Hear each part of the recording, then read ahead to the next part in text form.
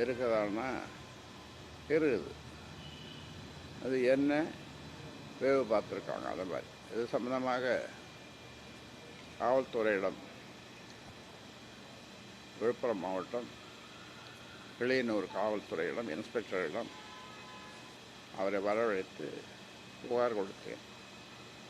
அதே போன்று cyber crime அந்த துறையிடமும் புகார் கொடுத்திருக்கிறேன்.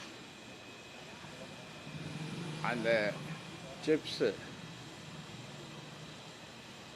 மோடம் அதெல்லாம் கூட காவல்துறையிடம் ஒப்படைத்திருக்கிறோம். ஒரு பக்கம் சைபர் கிரைம் காவல்துறை, இன்னொன்று நான் ஒரு ஸ்பெஷல் ஏஜென்சி அவங்கள அமர்த்தி அவங்க இது எப்படி எங்கிருந்து யாரால் இயக்கப்படுகிறது என்று அதையும் செய்திருக்கிறோம். அவர்களும் விரைவில் அது சம்பந்தமாக எனக்கு அறிக்கை கொடுப்பார்கள். இது பீகார்லேருந்து 6 லட்சம் பேர் இங்கே வேலைக்கு வேலை செஞ்சுட்டு இருக்காங்க செய்திருக்காங்க. அவங்களுக்கு வாக்காளர் உரிமை கேட்டுருக்காங்க. இங்கே வெயில் எப்படி குழந்தை எப்படி இங்கே வழங்க உள்ளதா ஒரு தகவல் வருது. அந்த மக்கள் அது காவல்துறை பார்த்துக்கணும், எலெக்ஷன் கமிஷன் பார்த்துக்கும், அரசு பார்த்துக்கும், அவங்க பார்த்துக்குவாங்க. அதுக்கு வேண்டிய பயந்த நடவடிக்கை எடுப்பாங்க.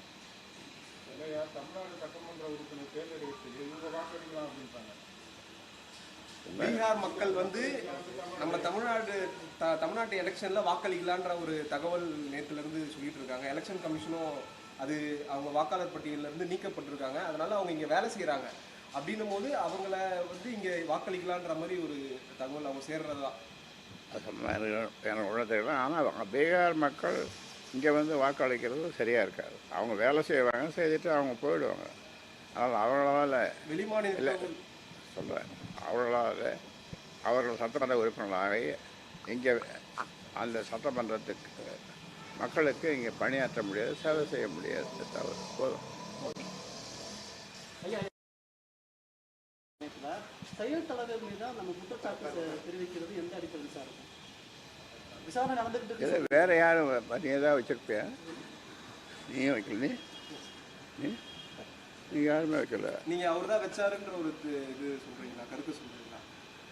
இன்னும் வேறு யாரும் வச்சுருப்பாங்க, இல்லை வேறு யாரும் வச்சுருப்பாங்க.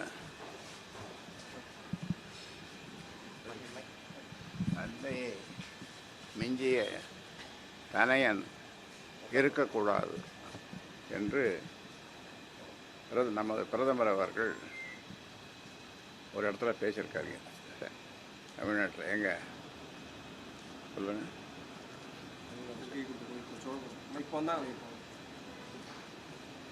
எங்க சொல்லுங்க. ராஜேந்திர சோழன், கங்கை கொண்ட சோழபுரத்தில் என்ன சொல்லியிருக்காரு? தந்தையை மிஞ்சிய தனையன் இருக்கக்கூடாது சொன்னது நம்முடைய பிரதமர். போதும்.